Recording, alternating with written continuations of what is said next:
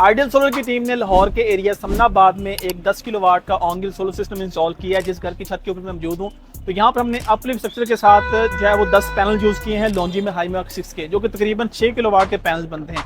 Inverter यहाँ पर हमने जो है वो सोलक्स कंपनी का 10 किलोवाट का ऑन ग्रिड लगाया है, जो कि 5 साल की वारंटी के साथ आता है और इसके अलावा 12 से 13 किलोवाट तक के सोलर पैनल को सपोर्ट करता है। अभी फिलहाल यहाँ पर हमने 6 किलोवाट के पैनल से लगाए हैं, क्योंकि अभी यहाँ पर ज़रूरत वो 6 किलोवाट पैनल की थी। फ्यूचर में यहाँ पर हम जो है वो पैनल और बढ़ा सकते हैं और अपना जो है वो सेविंग ज़्यादा कर सकते हैं। इस सिस्टम के अंदर हमने ग्रीन मीटर लगवा के नेट मीटिंग भी करवाई है। और साथ बात करें सेविंग की, तो ये जो सिस्टम है, क्योंकि 6 किलोवाट के पैनल्स है, तो मंथली तकरीबन जो है वो 600 से 650 यूनिट्स की सेविंग करके दे सकता है। और कॉस्ट की बात करें आज की डेट में, अप्रैल 2024 में ये वीडियो बन रही है, ये तकरीबन 10 लाख के आसपास इस सिस्टम के ऊपर टोटल कॉस्ट आई है।